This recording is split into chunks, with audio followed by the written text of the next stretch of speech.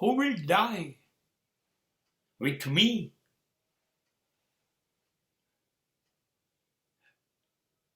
If I will be no more, then who will follow me? Who will cry?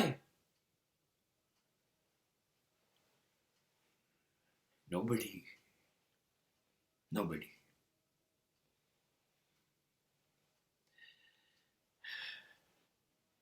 મારા મૃત્યુ પછી થોડુંક દુઃખ જે લોકો કહી રહ્યા છે મારા છે, હા એને થશે, એની આંખ ભીની થશે, અવાજમાં થોડી ભીનાશ આવશે,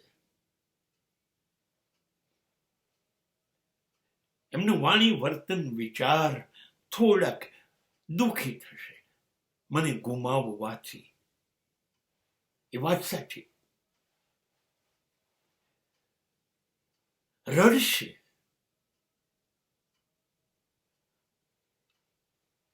પણ આ બધું થોડીક ક્ષણો, થોડોક સમય બધા જ દર્દ, બધા ઘા ભૂલાઈ દેશે.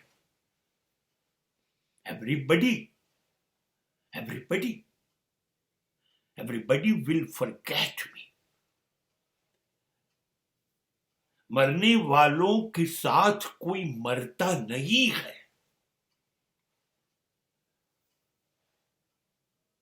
जाने वाले के पीछे कोई जाता नहीं है. This is the ultimate truth of this world. મારી આગળ કેટલા બધા મારા મનગમતા માણસો ગયા, હું તો ગયો નહીં એમની પાછળ. એ જીવતા હતા ત્યારે એમ કહેતો હતો તમારા વગર નહીં રહી શકું, મરી જઈશું તમારા વગર. ત્યારે તો હું આવા ભરોસા આપતો હતો અને હું પણ માનતો હતો કે મને તમારી બહુ જરૂર છે, હું તમારા વગર નહીં રહી શકું. અને હું રહ્યો. અને જો હું રહ્યો મનગમતા માણસોના જવાથી, તો મારા જવાથી લોકો પણ રહેશે. લોકો રહેશે. કોઈ પાછળ કેવી રીતે પોતાની જિંદગી છોડી દઈ શકે? હા, બહુ પ્રેમ કરતા હોય તો પણ થોડું વધારે રડીશું, થોડા વધારે ઉદાસ થઈશું, થોડુંક એની ગેરહાજરી વધારે સમય માટે ઉજવીશું. બીજું શું કરીશું? બીજું કરીશું શું? 2-3 વર્ષે ધાબા ઉપર જઈને કાગડાઓને ખીરપૂરી નાખીશું અને કયો કાગડો આવ્યો એ મારો મનગમતો માણસ છે. અરે આ અંધશ્રદ્ધામાં તમારા મનગમતા માણસને તમે કાગડાની યોનીમાં નાખી દો. તમે કહો છો તમે મારી પાછળ કંઈ પણ કરી શકો છો. હા, તમે મને કાગડો બનાવી શકો છો. આ થશે. હું નહીં હોઉં ને,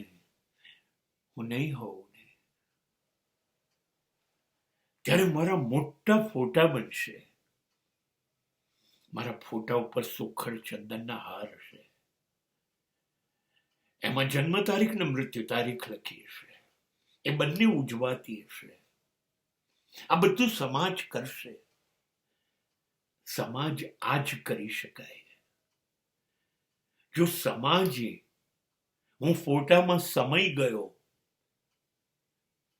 હું રાખ થઈ ગયો, એ પહેલા મને સમજ્યો હોત,